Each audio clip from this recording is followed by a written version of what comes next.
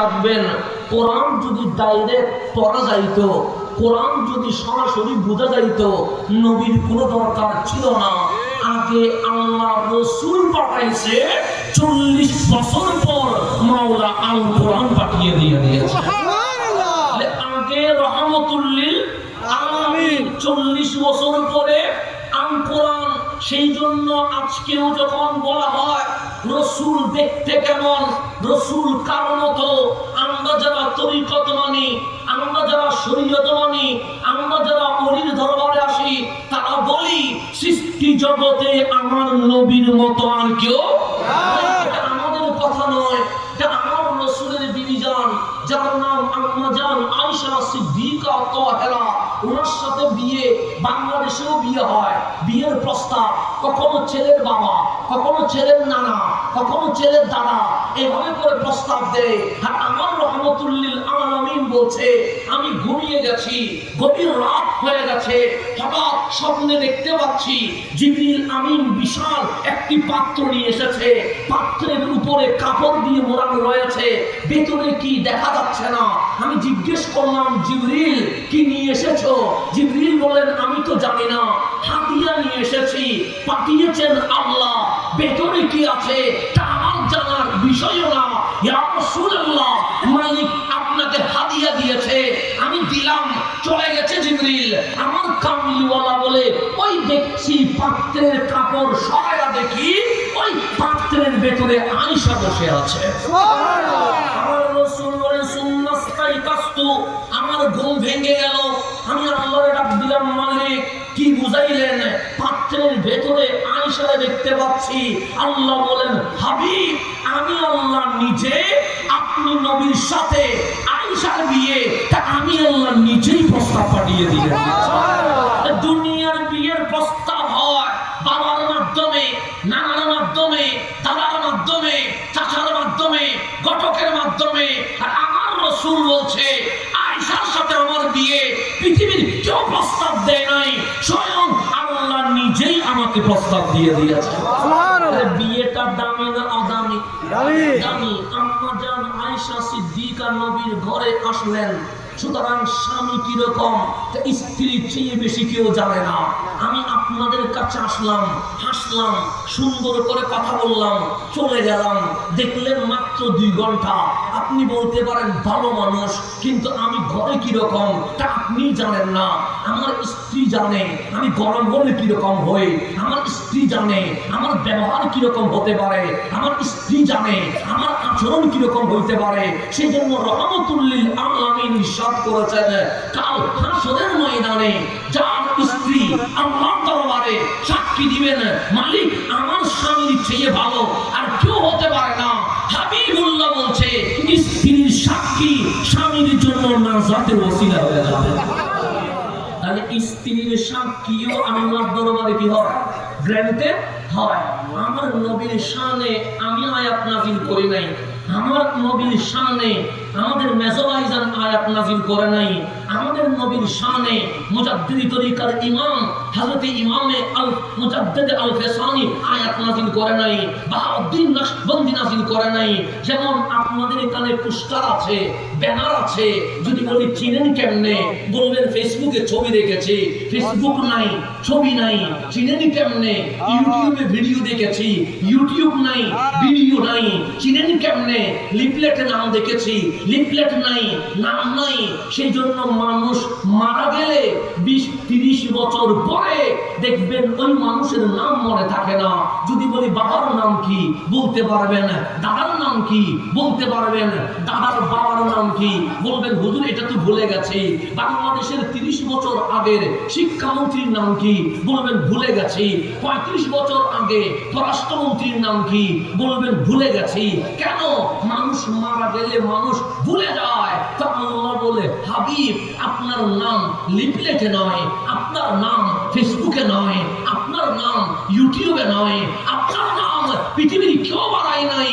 ওয়া রাফা'না লাকা যিকরাক, আপনি নবীর শান, আপনি নবীর মান, আপনি নবীর সম্মান, আপনি নবীর জিকির আমি আল্লাহ নিজেই বাড়িয়ে দিয়ে দিয়েছি।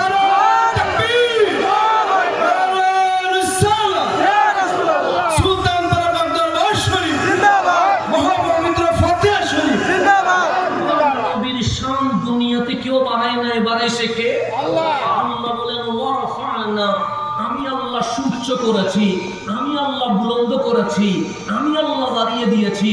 জিকরা, আপনি নবীর নাম, আপনি নবীর মান, আপনি নবীর সম্মান পৃথিবীর কেউ বাড়ায় নাই, বাড়াইছে কে? আল্লাহ। এখন আপনারা যদি বলেন নামাজ পড়েন কেন, বলবেন আল্লাহর রাজি করতে চায়। রোজা রাখেন কেন, বলবেন আল্লাহর রাজি করতে চায়। সূর্য দিনে উঠো কেন, বলবে আল্লাহর রাজি করতে চায়। চাঁদ রাতে উঠো কেন, বলবে আল্লাহর রাজি করতে চায়। জমিন তোমার নিচে পানি, তুমি নড়াচড়া করছো না কেন, বলবে আল্লাহর রাজি করতে চায়। গাছ তুমি অক্সিজেন দাও কেন, বলবে আল্লাহর রাজি করতে চায়। বাবা আদম সফিউল্লাহ 300 বছর কান্না করেছে, ওগো আমার বাবা আদম কাঁদলেন কেন, বলবে মাওলার রাজি করতে চায়। ইউনুস আলাইহিস সালাম মাছের পেটের ভিতরে ঢুকে গেছে, বলছে লা ইলাহা ইল্লা আনতা।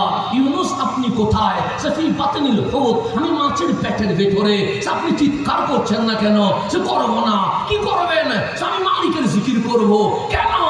আল্লাহর যদি মন চায়, আল্লাহ সমুদ্রের মাঝখানে ছেড়ে দেখ, পাহাড়ের চওড়ায় ছেড়ে দেখ, মাছের পেটের ভেতরে ছেড়ে দেখ, সেখানেও আমি ইউনুস মাওলার জিকির করতে করতে আমার মাওলার আমি রাজি করতে চাই।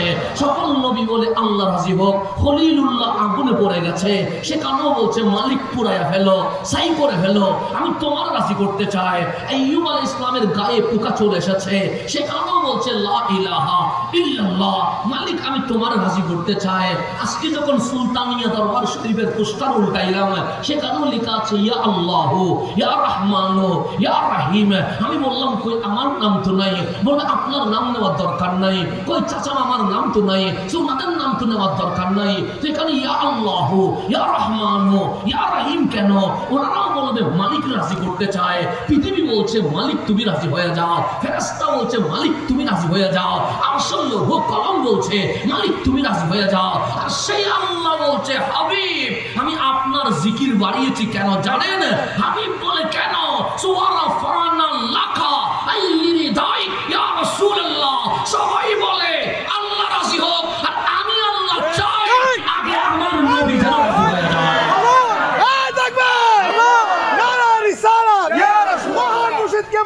জিন্দাবাদ, মহান পবিত্র ফাতিহা শরীফ জিন্দাবাদ, মেজো ভাইজান, মেজো ভাইজান জিন্দাবাদ, নারায়ে রিসালাত ইয়া রাসূলুল্লাহ। আমি বলছি না, এটা আল্লাহ বলছে ওয়ারাফানা লাকা, লাকা এই তাফসীর লেখা আছে আই লিরিদাইক ইয়া রাসূলুল্লাহ। নবী গো সবাই বলছে ইয়া আল্লাহ, সবাই বলছে ইয়া রহমান, সবাই বলছে ইয়া রহিম, সবাই বলছে সুবহান রাব্বিয়াল আযীম, সবাই বলছে সুবহান রাব্বিয়াল আলা, সবাই বলছে রব্বানা ওয়ালাকাল হামদ হামদান কাসীরান তাইয়্যিবান মুবারাকান ফি। হাবিব সবাই মালিকের জিকিরে ব্যস্ত আছে। কেন? সবাই একটা জিনিস চাচ্ছে, মালিক তুমি রাজি হয়ে যাও। আর আমি মালিক কি চাই জানেন? হাবিব বলে কি চান? আমি আল্লাহ চাই আগে আমার নবীটা যেন রাজি হয়ে যায়। সুবহানাল্লাহ। নামাজ পড়ি, কোন দিকে নামাজ পড়েন? বলবেন পশ্চিম দিকে। আল্লাহ কি পূর্ব দিকে নাই? অবশ্যই তো আছে। আল্লাহ কি উত্তর দক্ষিণে নাই? অবশ্যই তো আছে। তো পশ্চিমে নামাজ পড়েন কেন? বলবেন কাবা যেদিকে নামাজ হবে সেদিকে। আল্লাহ বলছে বান্দারে পৃথিবীতে মানুষ বানানোর আগে ইন্না আউওয়ালা বাইত উদিয়া লিন্নাস লাল্লাযী বিবাক্কা, আমি এখনো আদম বানাই নাই, এখনো হাওয়া বানাই নাই, এখনো পৃথিবীতে মানুষ পাঠাই নাই। এরও আগে যদি বলি রাস্তা কে বানাইছে, হুজুর বলবেন ঠিকাদার কোম্পানি বানাইছে।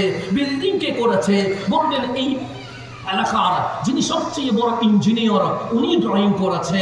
এই মসজিদ কে সাজিয়েছে, বলবেন এলাকাবাসী সাজিয়ে দিয়েছে। কিন্তু আল্লাহ বলছেন ওরে আমার বান্দা, যে খানায়ে কাবার চতুর্দিকে লাব্বাইক আল্লাহুম্মা লাব্বাইক বলে ডাকছো, সেই কাবা দুনিয়ার কোন ঠিকাদার কোম্পানি বানায় নাই, কোন ইঞ্জিনিয়ার বানায় নাই, কোন এলাকাবাসী বানায় নাই। মালিক কে বানিয়েছে? আল্লাহ বলে ইন্না আউওয়ালা বাইত, এই ঘর আমি আল্লাহ নিজেই বানিয়ে দিয়েছি। এই ঘর বানাইলা কেন? এই ঘর বানাইলা কেন? আপনি কোরআন যখন খুলবেন, কোরআনের পৃষ্ঠা আপনাকে বলছে, মালিক বলছে বান্দারে আজকে যেমন আমরা সুলতানিয়া মুজাদ্দিদিয়া তরিকার পাক দরবার শরীফে মাহফিল করেছি, আল্লাহ বলছেন বান্দারে মাহফিল তুই প্রথম করিস নাই। আমরা বললাম মাহফিল কে করেছে? আল্লাহ বলে ওয়াইজ ক্বালা রাব্বুকা, তোমার রব মাহফিল করেছে। মালিক ওই মাহফিলের বক্তার নাম কি? আল্লাহ বলে তোমার রব আল্লাহ। মালিক সেই মাহফিলে কে বসেছিল? আমরা বসেছিলাম। আল্লাহ বলে না ওয়াইয ক্বালা রাব্বুকা লিল মালাইকা, ওই মাহফিলে জিবরিল বসেছিল, ওই মাহফিলে মিকাইল বসেছিল, ওই মাহফিলে ইসরাফিল বসেছিল, ওই মাহফিলে আজরাইল বসেছিল, ওই মাহফিলে ফেরেশতারা বসেছিল। মালিক বক্তব্যের বিষয় কি ছিল? আল্লাহ ইন্নী জাইলুন ফিল আরদি খলিফা। ওই মাহফিলে আমি কি বক্তব্য রেখেছি জানিস? আমি বললাম মালিক কি বক্তব্য? কিয়ামত নিয়ে। আল্লাহ বলে না। হাসর নিয়ে। আল্লাহ বলে না। জান্নাত নিয়ে। আল্লাহ বলে না। আরশুল লৌহ কলম নিয়ে। আল্লাহ বলে না। তো মালিক কি বিষয়ে মাহফিল করেছেন? সে ইন্নী জাইলুন ফিল আরদি খলিফা। আমি মালিক অগণিত সৃষ্টি বানিয়েছি, সেই মাহফিলে আমি আল্লাহ আমার বান্দাকে নিয়ে মাহফিল করেছি। সুবহানাল্লাহ, দামি হয়ে গেছে। আল্লাহ বলে ইন্নী জাইলুন ফিল আরদি খলিফা। আমি আমার আদমকে বানাবো, আমি আমার বনি আদমকে বানাবো, তাদেরকে খলিফা খেলাফত দিব, তাদেরকে মহানায়ক বানাবো, তাদেরকে আমি আল্লাহর প্রতিনিধি বানাবো। সেদিন ফেরেশতারা বলেছিলেন কলু মালিক কাদেরকে বানাবা? বান্দারে বানাবা। মালিক আমাদের নফস নাই, রূহ আছে। আমরা কি করি জানো? আমরা ঘুমাই না, আমরা খাই না, আমরা যৌন কোনো কর্ম করি না, আমরা অলসতায় কোনো জীবন কাটাই না। নাহনু নুসাব্বিহু বিহামদিকা ওয়া নুকাদ্দিসু লাক। আমরা তোমার তাসবিহ করি, আমরা তোমার ইবাদতে মগ্ন থাকি। কিন্তু যাদেরকে বানাবা তারা কি করবে জানো? আতাজআলু ফিহা মান ইফসিদু। قال سبحانك لا الله وإذ قال ربك للملائكة إني جاعل في الأرض خليفة قالوا أتجعل فيها من يفسد فيها ويسفك الدماء। মালিক ওদেরকে বানাবা, ওরা তো রক্তপাত করবে, ওরা তো ফাসাদ করবে, ওরা তো মারামারি করবে, ওরা হানাহানি করবে। আজকে সোনার বাংলাদেশে দেখলে দেখবেন ছোট্ট 4-5 বছরের মহিলা, শিশু নারীও নিরাপদ নয়। ঠিক قالوا أتجعل فيها من يفسد فيها ويسفك الدماء। মালিক এই বান্দাগুলো বড় খারাপ কাজ করবে, কেউ ধর্ষণ করবে, কেউ বলাৎকার করবে, কেউ জেনা বিচার করবে। আজকে সোনার বাংলাদেশে চোখ খুললেই দেখা যায় আজকে দিনের মধ্যে দেখবেন কারো কল্লা কেটে দিয়েছে, কারো পা কেটে দিয়েছে, কারো ঘর জ্বালিয়ে দিয়েছে।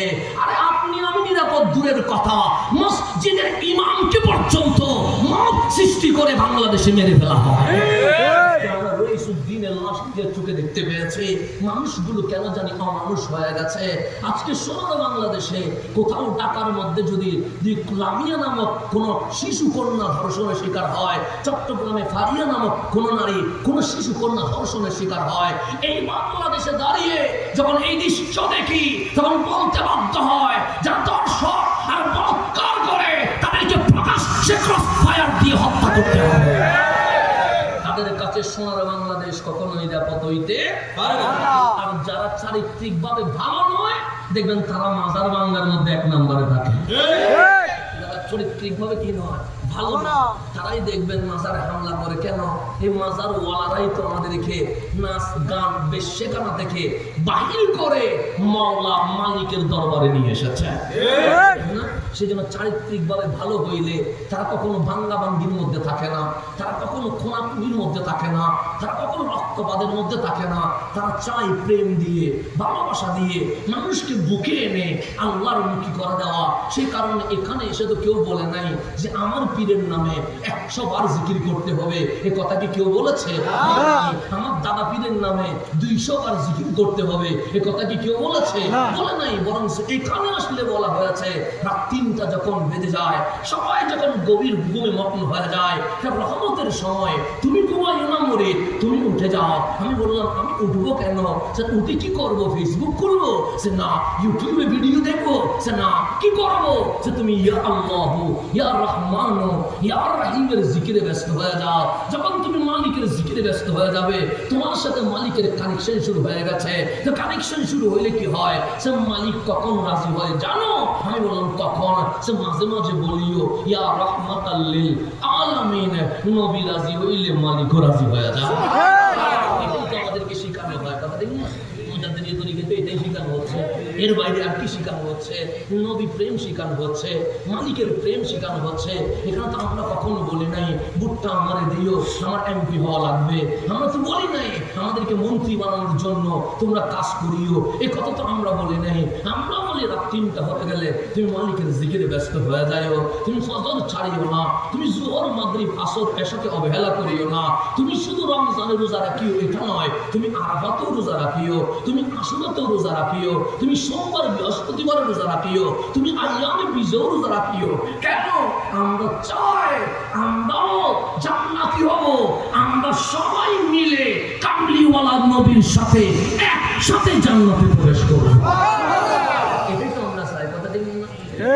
আমাদের এখানে প্রেমের কথা হয়, ভালোবাসার কথা হয়, আমাদের এখানে কখনো ঘৃণার চর্চা হয় না। সেজন্য ওলিদের একটা মেথড থাকে, আপনি সেটা কাদরিয়া তরিকা হোক, সেটা রেফাই তরিকা হোক, সেটা নকশবন্দি মুজাদ্দিদি তরিকা হোক, সেটা চিস্তি হোক, যে কোনো তরিকা, আপনি সেটা শাহজলি হোক, সেটা আব্দুসিকি হোক, যত তরিকা আছে সকল তরিকা আজকে শিখায় তোমার নফসকে সংশোধন করতে হবে। তখন আমি বলি তরিকত নফসকে কিভাবে সংশোধন করব?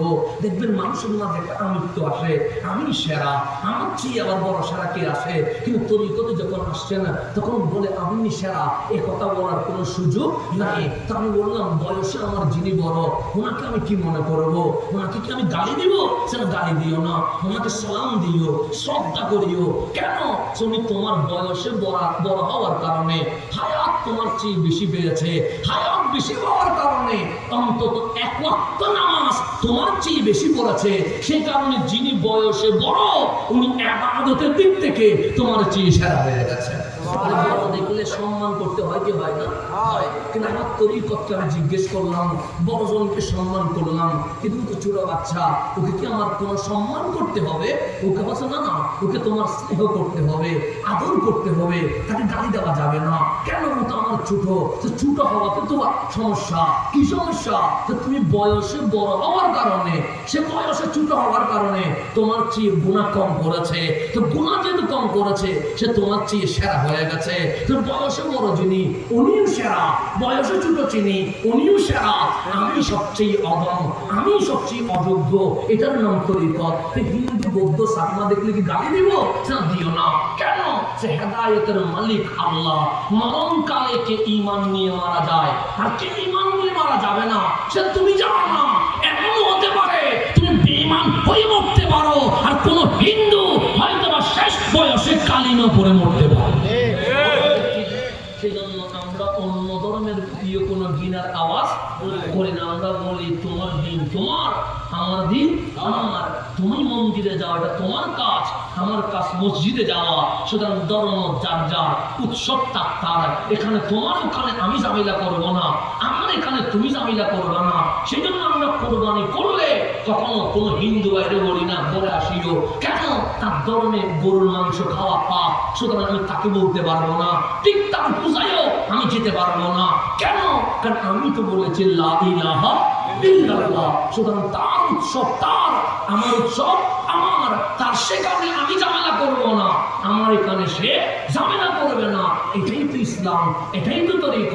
সুতরাং তরিকতে কোনো ঘৃণা নাই, তরিকতে কোনো হিংসা নাই। আজকে সোনার বাংলাদেশে আমাদেরকে দেখতে হয় মানুষগুলো কেন জানি অমানুষ হয়ে গেছে, মানুষগুলো কেন জানি উগ্র হয়ে গেছে, মানুষগুলো কেন জানি জঙ্গি টাইপের হয়ে গেছে, মানুষগুলো যেন কথায় কথায় মানুষকে মারতে উঠে গেছে।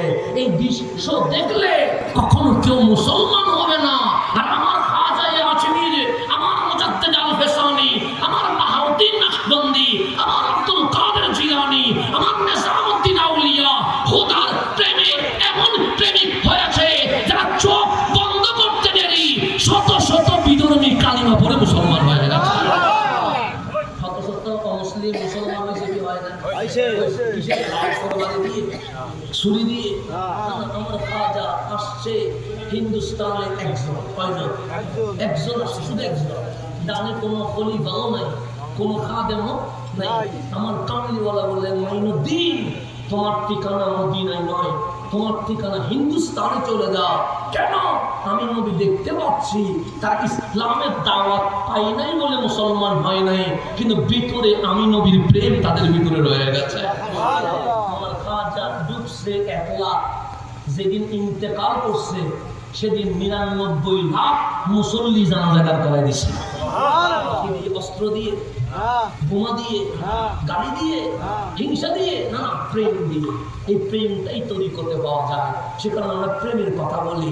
আসেন বুঝে নেন, না বুঝলে ১০০ বার বোঝানোর চেষ্টা করবো। তো ফেরেশতারা বললেন মালিক, তারা তো ঝগড়া করবে, তারা মারামারি করবে, তারা হানাহানি করবে। মিথ্যা বলে নাই, সত্য বলেছে, কিন্তু মালিকের কেন জানি পছন্দ হয় নাই। কেন? কারণ ইসলাম তার নাম আদব।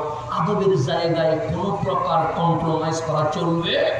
আপনাদের হাঁটছেন, আমি দেখি পায়ে জুতা নাই, তখন বুঝলাম এখানে আশেক পাওয়া যাবে। ঢোকার সময় আমি দেখছি কারণ সব জায়গায় কথা বলা যায় না, কিছু জায়গায় প্রেমিক আছে কিনা দেখতে হয়। অবশ্যই প্রেমিক থাকলে কথা বলা যায়। আমি রাস্তা থেকে নেমে আগে আগাটুকুরা দেখলাম পায়ে কি নাই, জুতা নাই। তার মানে কি আমৃত্যুকে বিসর্জন দিয়েছেন। তা আমৃত্যুকে বিসর্জন যখন দিয়েছেন তখন বুঝেছি এখানে অল্প মানুষ হইলেও প্রেমিক পাওয়া যায়, বেলাল পাওয়া যায়, ওয়াইসকর্মী পাওয়া যায়। তো ওই প্রেমিকের মাঝে মন খুলে কথা বলা যায়। আর যেখানে প্রেমিক থাকে না সেখানে অসংখ্য নিয়ম মানতে হয়। ওই নিয়মের ভেড়াজালে অনেক সত্য কথা বলা যায় না। কিন্তু প্রেমিক থাকলে, আমার নবীও যখন প্রেমিক সিদ্দিক আকবরকে পেয়েছে এমন কথা বলে দিয়েছে যেটা অন্য কাউকে বলে নাই। যখন আমার নবী সৈয়দনা আবু হুরায়রাকে পেয়েছে এমন কথা বলেছেন।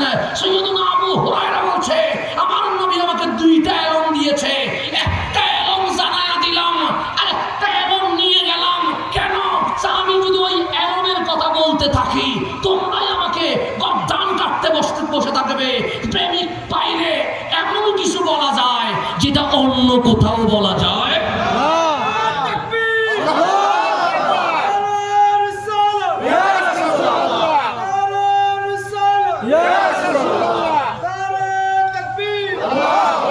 আদবের নাম ইসলাম। আদবের নাম কি? ইসলাম।